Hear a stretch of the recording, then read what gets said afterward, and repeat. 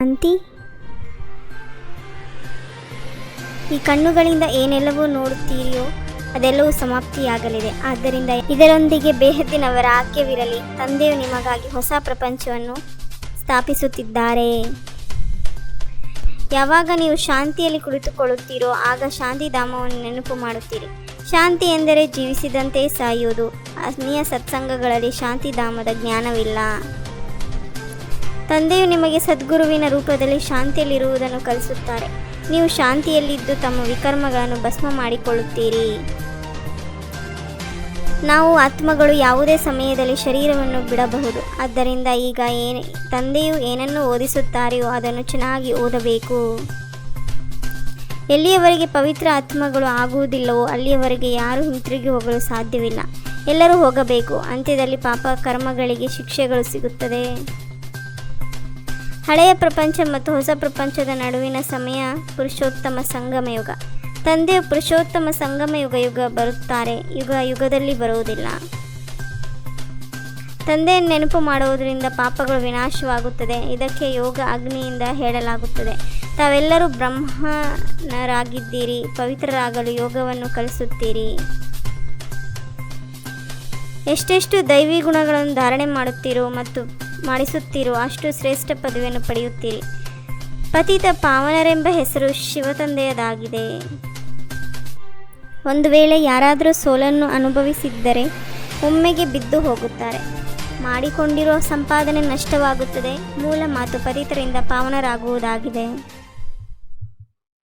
ಸತ್ಯುಗಕ್ಕೆ ಪೂರ್ಣ ಸುಖಧಾಮವೆಂದು ಹೇಳಲಾಗುತ್ತದೆ. ತ್ರೇತಾಯುಗವು ಸೆಮಿ ಸುಖಧಾಮವಾಗಿದೆ, ಏಕೆಂದರೆ 2 ಕಲೆಗಳು ಕಡಿಮೆಯಾಗಿ ಬಿಡುತ್ತದೆ. ಇದು ಆತ್ಮಗಳು ಮತ್ತು ಪರಮಾತ್ಮನ ಮೇಳವಾಗಿದೆ. ಬುದ್ಧಿಯಿಂದ ಕೆಲಸ ತೆಗೆದುಕೊಳ್ಳಬೇಕಾಗಿದೆ. ಪರಮಾತ್ಮನು ಯಾವಾಗ ಬರುತ್ತಾರೆ? ಆತ್ಮಗಳು ಮತ್ತು ಪರಮಾತ್ಮನ ಮೇಳವು ಏಕೆ ಆಗುತ್ತದೆ? ಹೇಗೆ ತಂದೆಯು ಸರ್ವಶಕ್ತಿವಂತನಾಗಿದ್ದಾರೆಯೋ ಹಾಗೆ ರಾವಣನೂ ಸಹ ಕಡಿಮೆ ಶಕ್ತಿವಂತನಲ್ಲ. ಮಾಯು ಬಹಳ ಶಕ್ತಿಶಾಲಿ, ಅಪಾಯಕಾರಿಯಾಗಿದೆ.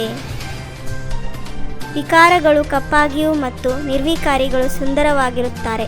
ಶ್ಯಾಮಸುಂದರದ ಅರ್ಥವನ್ನು ನಿಮ್ಮ ವಿನಃ ಪ್ರಪಂಚದಲ್ಲಿ ಯಾರೂ ತಿಳಿದಿಲ್ಲ. ಶಿವತಂದೆಯು ಸದಾ ಸುಂದರರಾಗಿದ್ದಾರೆ. ಒಂದೇ ಮಾತರಂ ಎಂದು ಹೇಳುತ್ತಾರೆಂದರೆ ಪಿತನೂ ಸಹ ಇದ್ದಾರೆ ಎಂದರ್ಥ. ತಂದೆಯು ಮಾತೆಯರ ಮಹಿಮೆಯನ್ನು ಹೆಚ್ಚಿಸುತ್ತಾರೆ. ಮೊದಲು ಲಕ್ಷ್ಮಿ, ನಂತರ ನಾರಾಯಣ. ಇಲ್ಲಿ ಮೊದಲು ಮಿಸ್ಟರ್, ನಂತರ ಮಿಸ್. ಆತ್ಮವೇ ಈ ಕರ್ಮೇಂದ್ರಿಯಗಳ ಮೂಲಕ ಪಾತ್ರವನ್ನು ಅಭಿನಯಿಸುತ್ತದೆ. ಪ್ರತಿಯೊಂದು ಆತ್ಮವು ಎಂತೆಂತಹ ಕರ್ಮವನ್ನು ಮಾಡುವುದೋ ಅಂತಹ ಜನ್ಮವನ್ನು ಪಡೆಯುವುದು. ಈ ವಿಜ್ಞಾನದ ಪ್ರಗತಿಯಿಂದ ಇಡೀ ಕುಲವನ್ನೇ ಸಮಾಪ್ತಿ ಮಾಡುತ್ತಾರೆ. ಪ್ರಪಂಚವು ತಮೋಪ್ರಧಾನ ಆಗುವ ಕಾರಣ ಪ್ರಾಕೃತಿಕ ವಿಕೋಪಗಳು ಸಹ ಸಂಯೋಗ ಕೊಡುತ್ತವೆ. ಕಲ್ಲು ಬುದ್ಧಿ ಮತ್ತು ಪಾರಸ ಬುದ್ಧಿಯ ಗಾಯನವೂ ಇದೆ. ನಾವು ಬ್ರಹ್ಮಮುಖ ವಂಶಾವಳಿ ಬ್ರಾಹ್ಮಣರಾಗಿದ್ದೇವೆ.